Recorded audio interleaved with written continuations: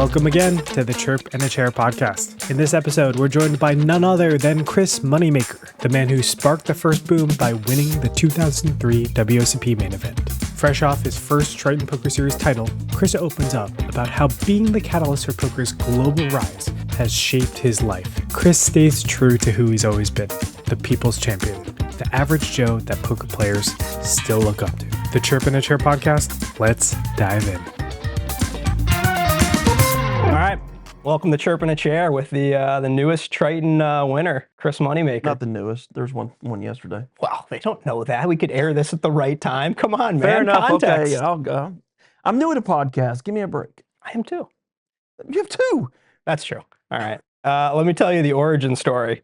We wake up and told, hey, do you want to do a Triton podcast with Pete? Absolutely.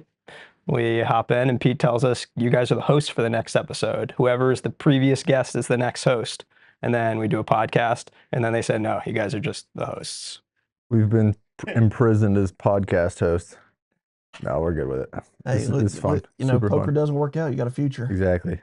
So the question everyone wants to know, after you take down a Triton, are we in for a second poker boom? It would be pretty cool, but the problem in the second poker boom is the buy-ins here are a little bit too drastic to get people to come here. But it would be pretty cool. I mean, you know, Triton's definitely becoming more and more popular, and as people watch it and people see that not just you crushers win it all the time, you know, us regular guys have a chance. So maybe. Might be downplaying your skill a little bit. Been a pretty full-time player for a long time. I wouldn't say full time. I don't play near as much as the majority of people. I thankfully pick and choose where I get to play or want to play. And kids are getting older, and I figure I've got about 6 more years, and then I can become a full time, you know, player if I want at that point. Yeah, how's that gone for you from, say, you know, we'll jump back 21 years really quick to when you won the main event and kind of changed poker history? Like, talk about like the first couple years after that. How was your approach to poker compared to, say, in the last 10? Well, so I won the World Series, and then the next term I play, I go and get second in a WPT. So all of a sudden, I think I'm like the best poker player on the planet. Because again, back then, there was no other materials to learn. So I started just playing almost, it felt like nonstop between all the interviews and appearances. And I mean, I was constantly on the road. My wife was going with me. We were really, really busy. And we lived a pretty fun, you know, we saw the world and we got to do a lot of cool things. I played a lot of poker. After I got second in the WPT, everything kind of went downhill over the next 5-6 years almost. Good thing is I was sponsored in most of it, but you still want to win. Yeah. And, you know, I was blaming everything on run bad and, you know, variance and everything else. You know, it wasn't my fault because, you know, I was the best poker. Yeah, I was the best poker player, but I just never studied at all. Like this, at this point, poker still was easy, but it was getting harder and harder. I mean, they were starting to, you know, sites were coming out. 3-betting was coming out that wasn't just aces, ace, king, and kings. I mean, God, poker in 2003 was so nice. Yeah. So yeah, I mean, the game evolved a lot, and I didn't really evolve with it. So basically, I looked at opportunity cost of trying to learn how to keep up with the game, or we started having kids and like being a father and doing all these other things. So I started tailing back to poker for a while. I would go and, you know, whenever my sponsor wanted me to go play an event, or I played I always just played the main event during the summer, which I still do that. Going out to Vegas for 6 weeks during the summer, that doesn't sound like a thing to me. So yeah, so I did that for many years. And then, you know, recently I'm playing a little bit more, but like I'm just being a little bit more selective. So obviously play a couple Tritons. I started my own tour, so I play that, and then I'll play the main event, and that's pretty much my schedule for the year. Nice. Sounds nice, man. You mentioned that that WPT. I remember it was a 5K shooting star. With Phil Gordon won it, and so like my memory of you winning the main event is fuzzy because I watched it so many times. Like we just watched those episodes again and again. It's like, yeah, I don't know what the first time that I saw, like, oh my God, he's actually going to win. But when you got second in the WPT, I remember where I was. I remember bouncing off my couch, being like, "Look, he's at it again. This guy. Let's go!" And I was such a fan. I was so excited. And I remember there was an epic ending. Can you tell us how that tournament ended? Yeah, so we got three-handed, and the short stack moved all in, and Phil called, and I looked down. I had pocket jacks, and I was at the time. Phil was the chip leader, and I was second in chips. But I honestly didn't even know if we busted at the same time, like if I would get second or third. Like I thought I would get second, but I wanted. I mean, at that time it was like less refined. Like maybe the tournament floor director didn't even know. I right? remember asking a floor Like, situation like that in my first tournament. Yeah, I mean, again, like I was playing at a time when you couldn't even check raise. Like checking and raising in a lot of rooms wasn't even allowed. So, like, I just wanted to confirm, like, hey, if I would go bust on this hand with jacks, like, do I get second place? And they confirmed I did, so I shipped all in, and Gordon starts crying and goes in the tank, and finally calls with ace-7, and ace-7-0, right? Yeah. Oh, really? That's awesome. Not many tournaments can end like that today. Shower, yeah.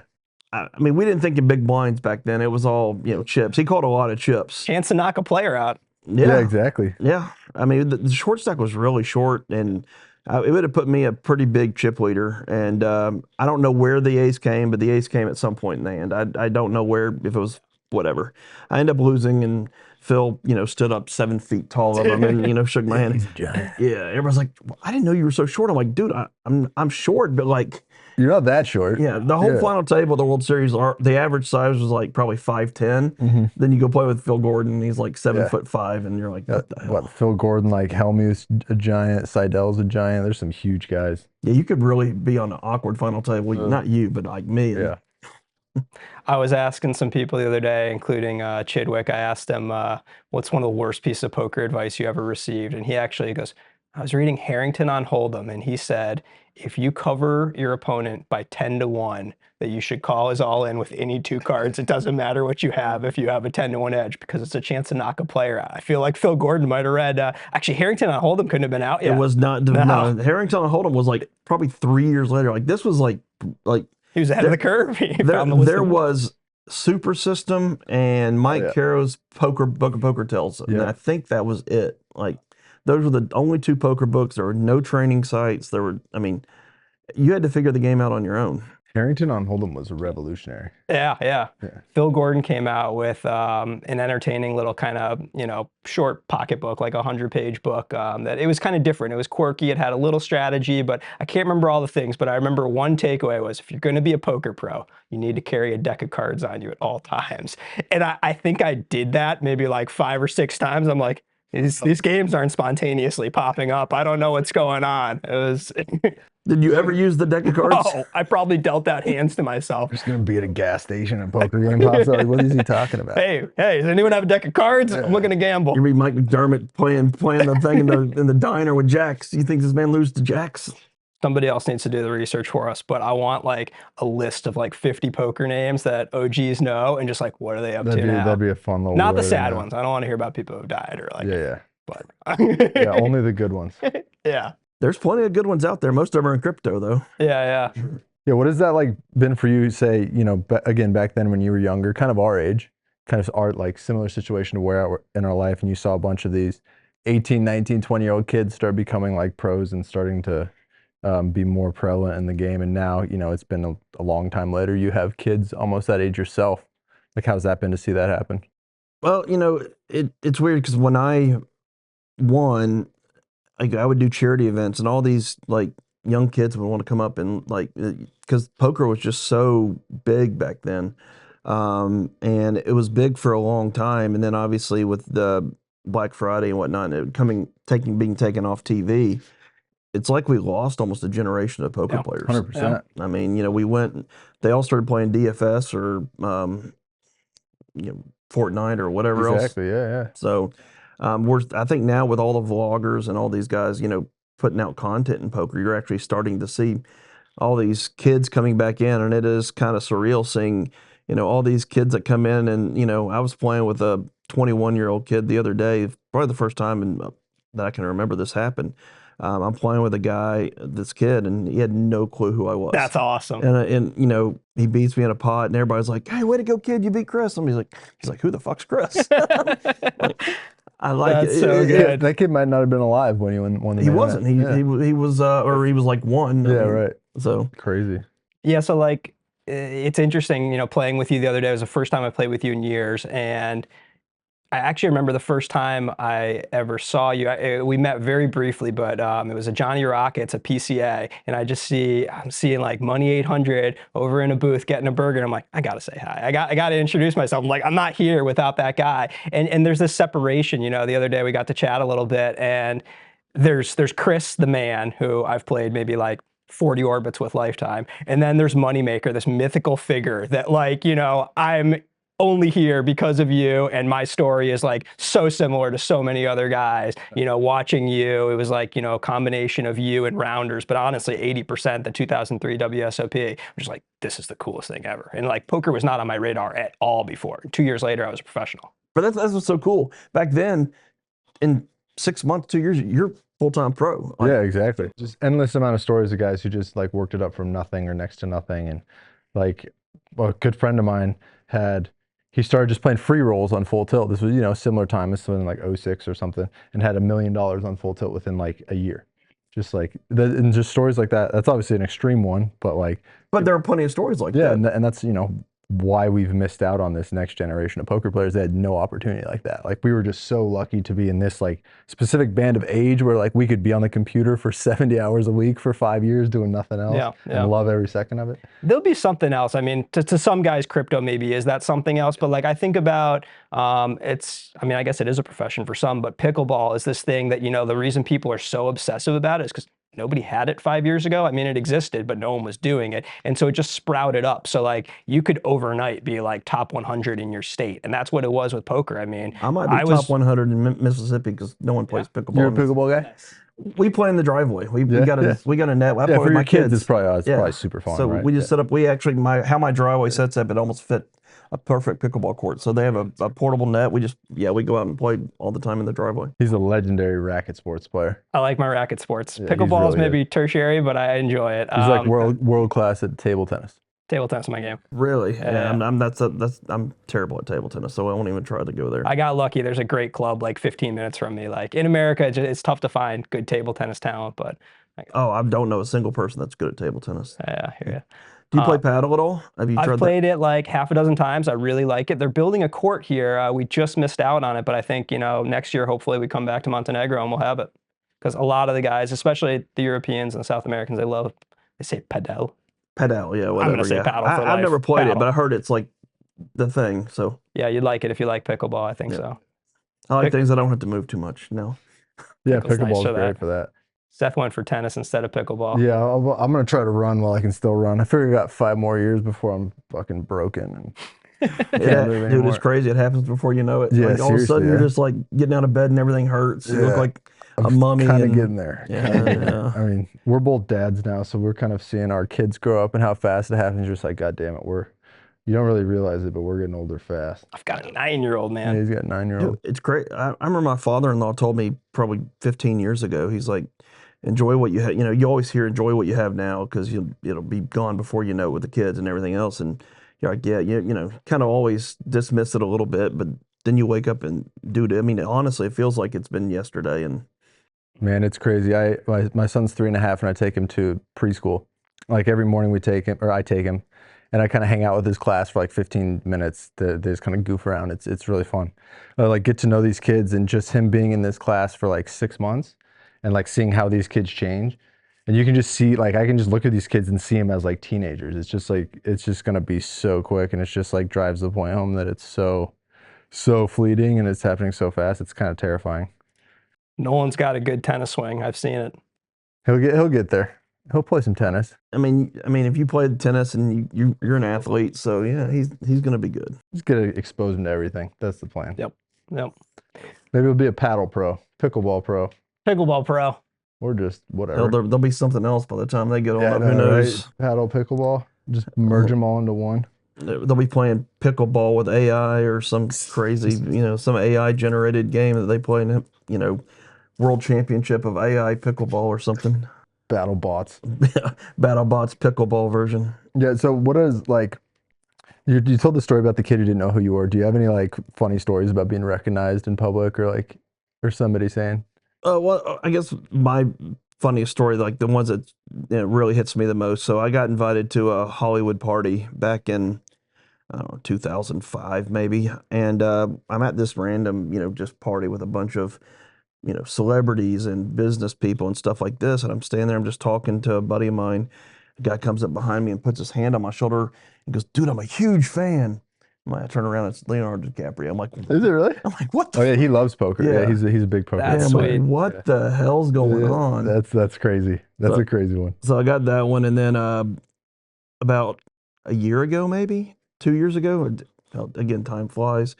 I'm in bed with my wife at about 11 p.m. and I get a phone call from my lawyer, and he's like, "What are you doing?" I said, "Dude, I'm in bed." It's like, "We're playing poker. Come on up here." I'm like, "Man, I'm not getting out of bed to come play poker 30 minutes away with you clowns." He's like, "Justin Timberlake's here, and he wants you to get here." I'm like, Oh shit. Wow. I'm like, Maybe I am getting out of bed.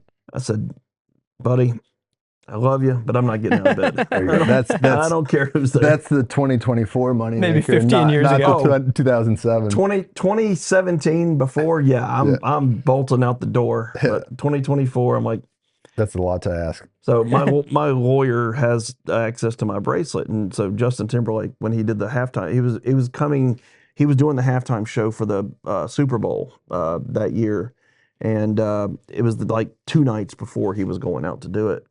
And he wanted to wear my bracelet because he wanted to do some kind of like homage back to, he's from Memphis. So he wanted to wear my bracelet during the thing. I'm like, man, he can't wear my bracelet. I mean, it's like this big. It's like Yeah. It's gigantic. No way, Clunker. it would fly off. Yeah. And so he took it out there to try and do it, but he couldn't do it while I was dancing. So, That's a cool story. but yeah, so he had my bracelet for about 2 weeks. I'm just like, can I please have my bracelet back? Can I please have it, Justin Timberlake?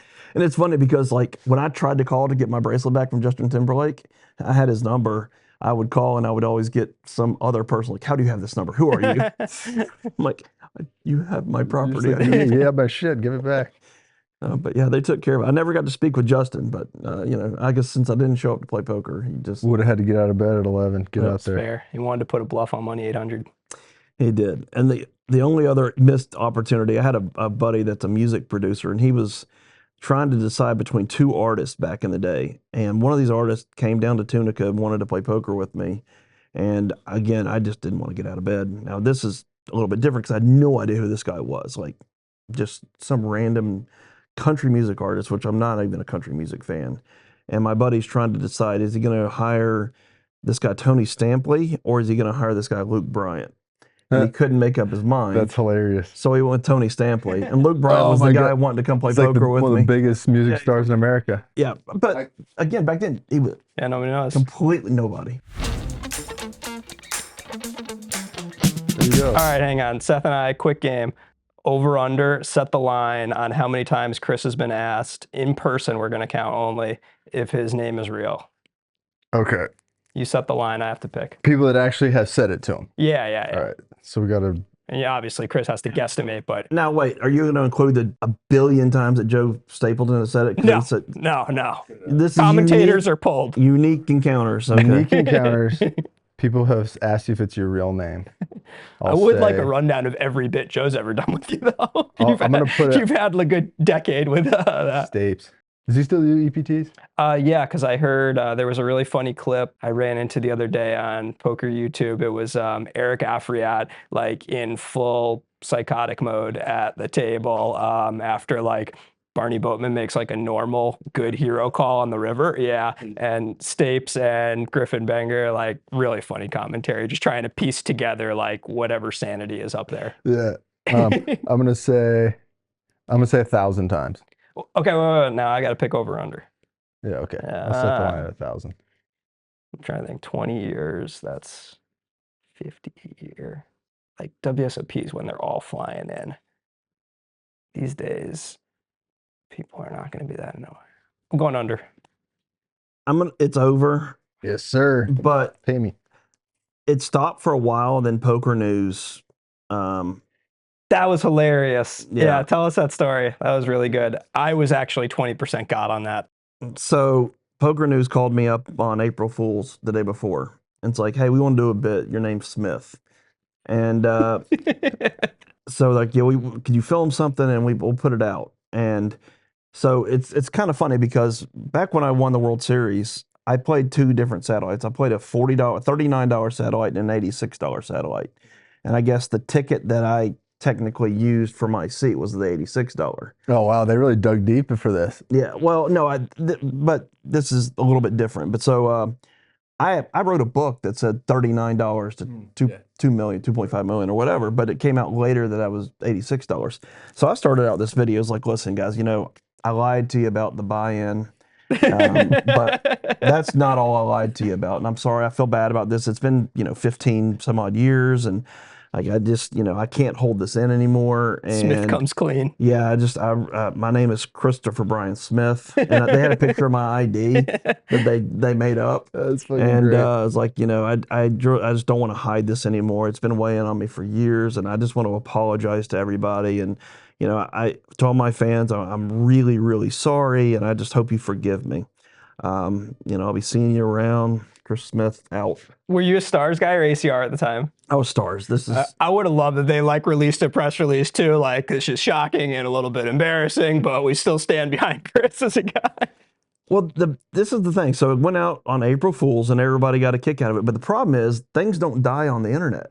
Yeah, exactly. It's So- just people to Google it. Yeah, like when you Google, it comes up as like the third or fourth story. That's why now is your name really Moneymaker, because it got re-energized because of that. And if you go to my Wikipedia page, because That's what I was going to say, is we should go change your Wikipedia page. They Make do. it say Smith. it is. If you go to my Wikipedia page, it's Chris Moneymaker Smith. Yeah, and like we tried to get it changed. And I give those guys like $20 a year. They got to figure this out. come on, That's apparently a scam. Or No, again, Jimmy's not who knows? real?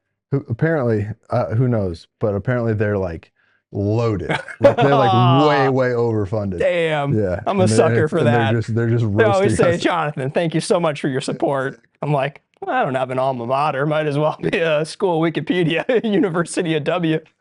UW. You know what is a scam? Giving money to your college. How much money did you give them on your way through? I gave them so much on the way through. I don't really give them money now. Where did you go to school? University of Tennessee. Oh, cool. Yeah, they got enough money. Yeah, they got enough. I mean, their football program generates enough revenue. They don't need my You were contribution. in state too, right? Yeah. So I mean, even in state's pretty absurd. Mine wasn't that bad because I was in state and my dad worked for UT. Okay, yeah, that's huge. But I was there during the Peyton Manning era, so that. Oh God, That's what they're pulling on, the nostalgia. They're like, come on, you got to see Peyton. Yeah. Don't you remember the good Yeah, times? yeah. Just why don't you give us a little more now? I think you owe us. I donated a little bit back in the day, but yeah, our football's no good anymore. So Yeah, they are. They're good. My dad went to Penn. Penn State. He used to give money, and then he had an easy out about a decade ago. What's that? I said my dad went to Penn State. He used to give money every year. Jesus. Easy out, We'll easy let out. people look that one up. Wikipedia. Yeah, they go to Wikipedia for Penn State. They had a bad chiropractor. Did you go to Penn State? No, Where did you go to? Did you go? I did one semester at a local school for not smart people.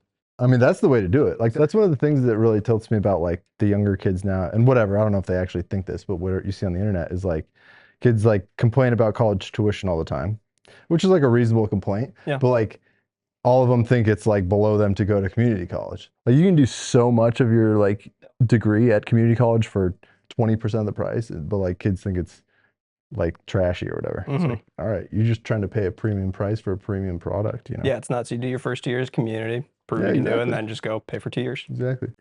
I've got kids obviously going at that age about ready going into that, and they want to go to SEC D1. They don't want to Big go school. to. And to be fair, it's fun as fuck. Like it's a Oh, really good time. Listen, So like I understand what they're saying, but it's like also costs $20,000 a year.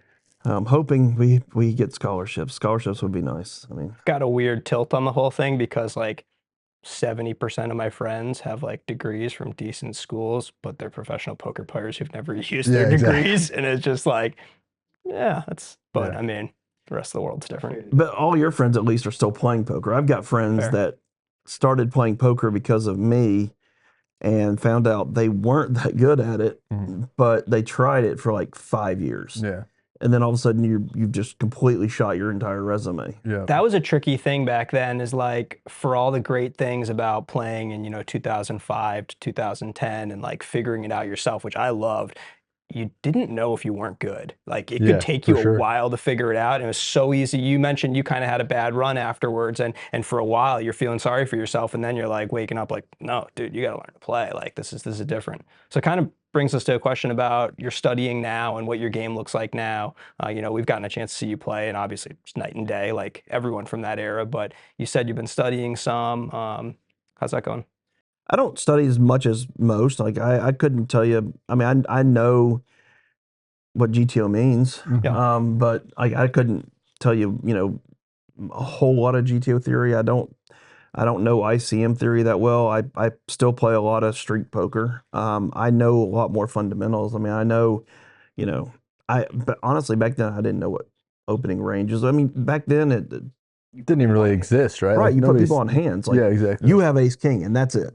You never thought in ranges. So, obviously I've studied all the, what you're supposed to raise, and I know the appropriate raising for different stack sizes, and I know when to 3-bet, and a lot of it's just trial and error, and then adjust based on opponents. Like there's not, I know the fundamentals enough to know what I'm supposed to do, and then how to try to not do what everybody else is And doing. that's just what it really comes down to in the end, is just out pokering people, even at the highest levels. It's just like people are just trying to sit there and replicate, GTO strategies. It's not really the best way to play. We're all sitting down trying to figure out, how our opponents perceive us and what's going on, how well do they know me or not. But like, at every table, aside from that 121-year-old you played the other day, that like everyone knows you. Everyone has, at least, it may not be a correct perception, but they have some perception of you as a player. So how does that dynamic play for you? How do you feel you are at kind of fleshing out what this guy thinks of me, what that guy's trying to do with me?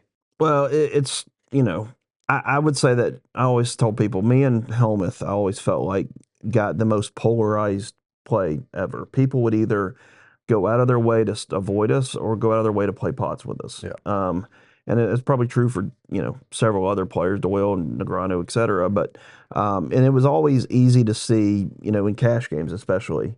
Tournaments not so much, but in cash games you would always see, okay, this guy's coming after me, and he's going to be broke in an hour, or this guy's just going to try to avoid me, things like that. But I'll be honest, I've spent a good 20 years trying to, well, 5 of it I didn't have to try to cultivate anything. I did suck, but I've tried to to cultivate for 20 years that I'm not very good at poker. Yeah. Like I don't quite grasp the idea of why people want to be good at poker, like be perceived as good at poker. Yeah, I mean, of course. you don't get invited to the good games. Yeah. You people avoid you. It's like, Definitely, yeah. I'm the worst player in the world.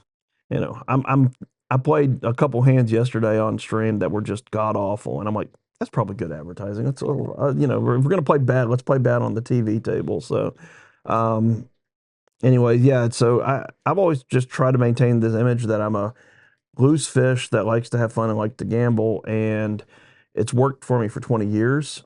People will give me tons of action, and it's made it to where I call a lot lighter than most people and go for thinner value than most people, and it's always generally worked out. It's nothing more satisfying than thin value bets. It is. It is the greatest when you bet fourth pair and they're like, I call and you're like, beep, I win. Yeah, I had a fun spot on the river the other day against Adama where I was like, oh, I think I can get 90% pot here with a hand that's supposed to check. Let's fucking do it. Yeah. Chidwick pulled one of the best moves I've seen. God, I don't even know how long yesterday. He bet like 2 bigs to induce, and with like, I saw this hand, the Yeah. 9-5. yeah, the 9-5. It was insane. Like 2, 3, 5s, all spades flop, and like king 10, and on the river he bets like 2 bigs and induces it gets a shove, and he just snaps it. Did he really? He called quickly too? Yeah, it's pretty quick. Yeah, Wow. it wasn't slow. I saw that hand. That was sick. Yeah, I That was like, the- I'm over like, I don't know poker. I mean, that's Those are the best moments. You're just like, I need to go back and try and figure out what just happened. one of the best players of all time you're looking at right Yep. there, for sure. Yeah. Well, it's funny because people kind of ask me too, is like, when did I start realizing that I suck at poker? Was there a moment or did something happen? And it was kind of, that Chidwick moment to me was even yesterday. I'm like, wow, okay, I need to get better. it happened for me. I was playing online back in the day, and a player I really respected, Sean Deeb. I'm playing in a tournament with him online, and he ends up like 4-betting me with Queen 5. And first of all, back then, like if I'm 3-betting you, I have ace king. You know, I have like Right. you know a really good hand. And I was like, you know, normally I would just chalk it up as a donkey being an idiot, but I knew who Sean was, and I'm like, why in the hell would he be 4-betting me with Queen 5 and then calling it off? Like I 5-bet and he called it off. Yeah. But he was already so invested, but whatever. I just thought it was the dumbest move ever. But then I was like, started thinking about why would he do that? Like, you know, if it wasn't him, I probably would have just completely forget that hand. It's like, oh, it's just some whale. You know? just some idiot, whatever, just making a dumb play. Right. But you know, this is a guy that I respect and like is good at poker. So if he's doing that, maybe I'm, because there's not a chance in cold hell back then I would ever even like that would be the dumbest thing ever. Yeah, for sure. He was just projecting, thought you were doing the same game he was at the time. I mean, I think honestly it was I just overfolding to 3 before bets way too often. That's again like that's what you're saying at the time where like 3-betting light wasn't as much of a thing. So it's like, all right, this guy's 4-betting on 3-betting, like he obviously has aces. So it's just this whole swingy back and forth thing that he was probably ahead of the curve a little bit. All right, Chris. Remember the game we played at the table the other day? I did. Warren Buffett answer. Where's your deck of Round of the cards? game. I set up the random It's a card fun little generator. game, by the way. Yeah, I fun. like it. It's Nick Petrangelo showed me. I really messed up a guy when the first clue we had. It was a foreign guy, and he's like, "Do you know the NBA?" And the card was like a 3, and he said an NBA player, and I was like, so I said Seth Curry. So he's like, Steph Curry, he's good. And John's like, yeah, no, you realize it's not Steph Curry. Right? Yeah, I was like, I don't want to give it away, but he's not saying Steph. All right, Seth, you want to tell the audience the rules? Chris knows the rules, but All right, so who's gonna be the guesser? we're the guessers, and we're gonna ask Chris a question. All right, yeah. So we're asking Chris questions. He's gonna know a card. All right, here's the card. This is a card. So 2 is the worst. Ace is the Look highest. at your card. All right, not a card. Way Here's the card. Did it work this time? I'll let you know. Yes, it worked this time. Okay. All right, I can't see it. All right. So we're gonna ask Chris questions about.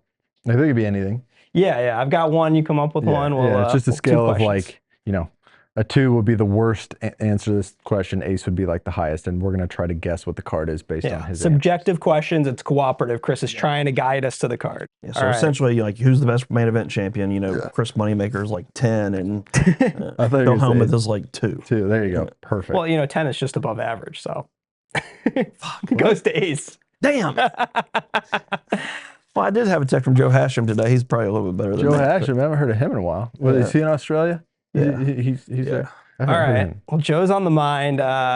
He'd be a good answer for this, but I don't know where the card is. So the question I've got is main event champions all time to the best of your recollection. Who do you most want to get a beer with? So ace would be who you actually most want to get a beer with. 2 would be who you least want to get a beer with. Wow. Okay, cool. That's a good one. Take your time. Yeah, this is, I'm gonna have to think about this one Yeah, for a yeah. second, because I can think of some that would not be on the list. I can think of some that would definitely be on the list. So Everyone is technically on the list. no, I That's it. understand. Okay. But I'm saying from my Your specific actual. card. Got it. Yeah. Yeah, I'm trying to think of my Okay. actual card. Where would I would go? Got it. All right, I got my answer. Hit us. Carlos Mortensen. Carlos Mortensen. I've got a potential one, Seth. You tell me if you like this or not. Yeah, let's hear it. I don't have anything great. We could go, you've got to run a bluff for your tournament life at the final table. This is the opponent you're bluffing into on the river. Okay. like it? Try it at Triton. Triton? Okay. Yeah. You hear that? You got that? I do. Anyone this week that you played with, or who's been here this week? Nachita, Chidwick. So this is the person. Ace is the person you most want to bluff. Ace is the person you most want on the other side of this bet. Yeah.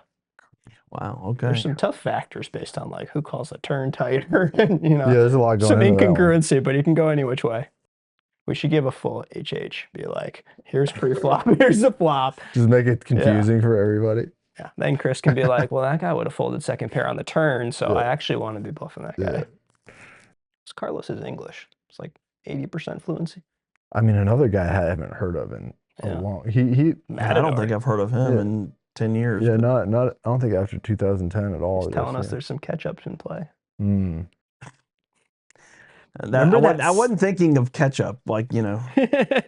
Remember that sick picture with his kings? That's one of the best poker pictures of the past decade. Yeah, for sure. Yeah, reminds me of the Dario Sammartino one too. You haven't seen that one? No, dude, it's sick. He gets second in the main event. He's wearing like a tuxedo, and he folds really high. And it's just like the ace. It's like the ace flying in there. Oh wow, it's fucking awesome. It's like a great picture. I think I've seen that picture. Yeah. All right, I got my answer. I think I'm gonna go with the boss, Paul. Awful. Okay. All right. Thinking some below, like slightly below average. Or no, slightly above average. Yeah, I was a 10. Yeah, slightly above We're in average. the same area. Yeah. Yeah, 10, 9, 10. There's some schmucks who won the main event. Yeah, but there's someone who wants to hang out with. That's what I'm saying. So I'm saying like, and Carlos is No, yeah, it's got to be above average, I for think. sure. Yeah, like, I wouldn't think. Yeah. All right, I think we go 10. You like 10? Yeah. 10. 7. Fuck. All right. That's reasonable. Carlos, I was trying to think of the most average, like, you know, it's like. For sure, and it's like you don't, like, he's not a native English speaker, so it's like, all right, there's going to be a little bit of a language barrier. I could definitely think of the top of the range and the bottom of the range. I had that figured out. Who's the bottom? He was my coach for a little while, Joe McKeon.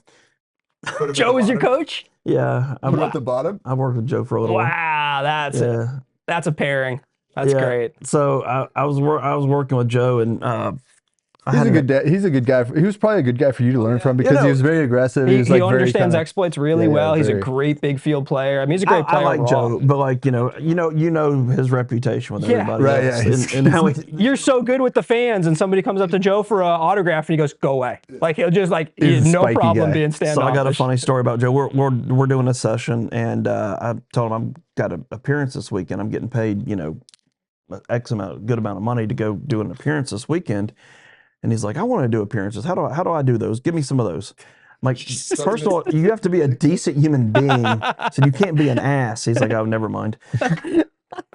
I'm good then. The funny thing is, he's so standoffish, but he's also just like, if you know him and he's actually super approachable once you're. And he loves to talk. He loves to talk. If you're in the inner circle, you're fine. Yeah. But if you're not part of what he deems. It's a very funny contrast because like if he likes you, he will not stop talking. Oh yeah. Least ostentatious guy. He'll just eats fast food, just hangs out, like doesn't spend money on anything, just like. But yeah, when you're not in the circle, it's. But that's the only reason I would go really low because I think most people would, for anybody that's heard the reputation, would be like, yeah, that's a deuce for me. 100%. Yeah. So, what about the other side? Most likely you want to get a beer with. Oh yeah.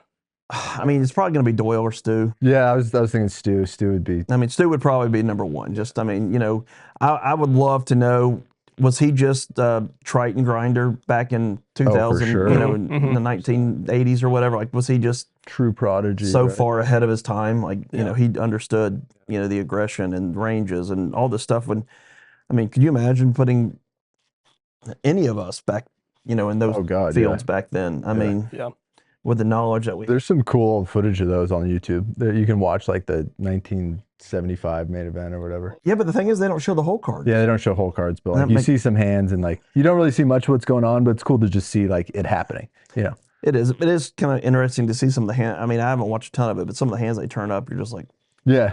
Yeah. It's funny. It's just like every hand's like open to 20 big blinds, like call kings. It's like, have you guys gone back and watched rounders like in the last like 15 years, 10 years? Probably about 15 years ago. So when I watched rounders the first time, I thought it was perfectly normal. That's how you play poker. But then you go back and you watch it and they're like playing like 25-50. He goes, I opened to 2,500.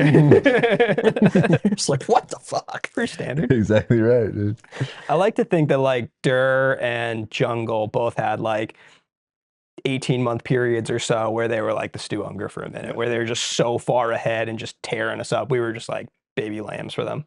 I think it was all the, the Scandinavian guys back, early like 2006, 2007 that just figured out just hyper aggression is the way to go. And that was always the MO of the Scandies for sure. Yeah, the Americans and Canadians just so passive, just getting crushed everywhere. That was funny how there was and it was like all the regional kind of bubbles were very real back then because like Brazilians were terrible. I was about to say Brazilians. I went down to Brazil and God, you had to make it 10x just to get it. Like, Yeah, you can never Yeah, get yeah. anybody to fold. yeah, it's like, Yeah, just value town. yeah, you're putting 50x in and you're getting called by deuces. I mean, it was the craziest thing. And it spawns these different games when you grow up in this ecosystem playing against a certain type of player and you're like, this hasn't failed for like 3 years. I'm just killing it. And then you go play in a different ecosystem and you're like, oh my God, this is backwards None of this poker. What's works. going Yeah, on yeah, here? yeah. Yeah, but online poker really has leveled that off so much. Those ecosystems don't exist. And once like training sites and just global like training content started becoming a thing, like that's when like, okay, you get tight Scandinavians now. All the English-speaking countries, whoever had decent English, they could access all the training content, and then at a certain point, hey, now there's Russian content, now there's Portuguese content for the Brazilians, et cetera, and I even starting to see like some French stuff. There might be a day when we actually see a good French player. You don't think it's going to happen? I mean, we'll see. We'll see. That's a good card question. Who's the best French? There were those two French guys, give the French some credit. There were two really good French mixed game players back then. I forget their names, but they like won a shitload. But like No Limit, we're still looking for one. What's that? Julian Martini? One of the guys I'm talking about? No. No. Bruno Fitoussi or whatever, he was pretty good for his day. That's about the best French player I can think of from The best I think Sylvain Loosely is probably who I think is the best French player. I'm picking Axel. Davide Katawa was good.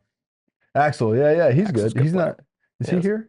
Yeah, No, I haven't seen him at this one, but he's been in the last few. Yeah. He's a very good young French player. Davide Katawa is great. He was a monster. You ever play with Davide? I couldn't pick him out of a lineup. Okay, he's like I'm like the Winamax most Friday. unique poker player in the fact that like I don't know many poker players. 'Cause I don't ever watch poker on Yeah. TV. You never really grinded the European stuff either. So Never that's, grind like, the European stuff. Never watched it on TV. I'm not as bad as like the story of where Phil Hellmuth is playing like with Vanessa Selps and has no clue who she is. Wow. Like wow. that was a What was pretty, Vanessa's reaction? I'd love to see that. it was on TV. It's like someone's like, and Phil's like, yeah, I have no idea who you are or something like that. And she was like offended by it or something. The two of them would make a great TV show. That would be entertaining. It would be unique. Yes. So I do have a kind of funny Helmut story. So the first time I ever hung out with him was in Monte Carlo, and me, Raymer, and him were playing Chinese in a hotel room and just hanging out. And so we said we're going to order room service. So I order a burger, Raymer orders a burger, and he gets like this most expensive caviar and Dom. I'm like, what? Dude, it's just us three, man. You don't have to like, Right. like he carries the persona all the way through. I mean, say what you want about him. It's genuine. He's going to be that guy. He is that guy. Yeah. He definitely, it's not a show, guys. Yeah. It's not an act. It's all right. Pete's got some fun rando questions for us. All right. What do we got here? Maybe he put it on top for a reason. Should we go the top way? All right. Pete's up to some shit usually. All right. This is PG, so that's a good start. If you were a pro wrestler, what would your entrance music be? I mean, it's got to be Eye of the Tiger. Yeah, there you go. That's good. For people that don't understand what that is, that's a Rocky movie a long time ago. But, yeah. Love that. Use a pump up song all the time. If you could be friends with anyone from history, who would it be? Wow. That's a good question. Anyone? Good job, Pete. I want your answer too, Seth. Brainstorm it. I'm going to go completely random and go Chris Farley because I just think he would be fun as hell to hang out with. Yeah. That's a great answer. I think it'd just be a trip. That's a very good answer. You got one? No. You're going to try to top it with John Belushi? That's the first thing I was going to say was just John Belushi. That's hilarious. So be friends with them or just like hang out with them once? I think friends. I think that's the spirit of the question. I mean, it's got to be some kind of comedian then. Like if it's somebody I'm going to be friends with, it's like got to be someone funny as shit. But also pretty interesting. I'm going to say he's still alive. I'm going to say Dave Chappelle. Very entertaining, but also very kind of troubled and has a lot of strong opinions on things. Whose life would make the best poker movie? So I guess it has to be a player, right? Whose life would make the best poker movie? Basically, who's the most interesting poker player? Oh, poker I've got my person? answer. I feel confident. I got my answer for sure. I think we might have the same answer. I mean, it's going to be like Stu or Doyle for me. Like that. Yeah, Stu for sure. Yeah.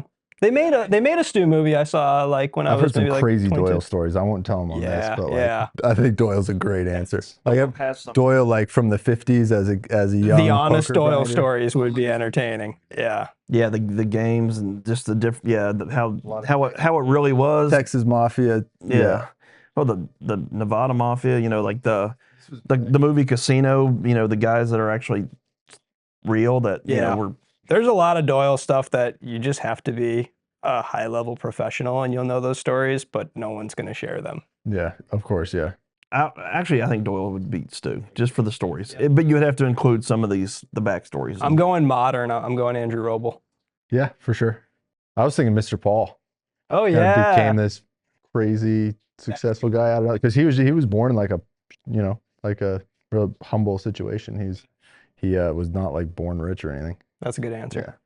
Yeah. All right. I would love to see He's his got life great story. questions. We're flying through them. Nah, that one sucks. Wow. We found all the good ones. Wait, you found the three good ones. What's your favorite color, Chris? Orange, Tennessee fan. Okay, who's better, me, John, or Seth? Poker and personality. And you want me to answer this? Wow. It's going to give one of us one, the other the other. No, I'm not. All right, let's go sweeps.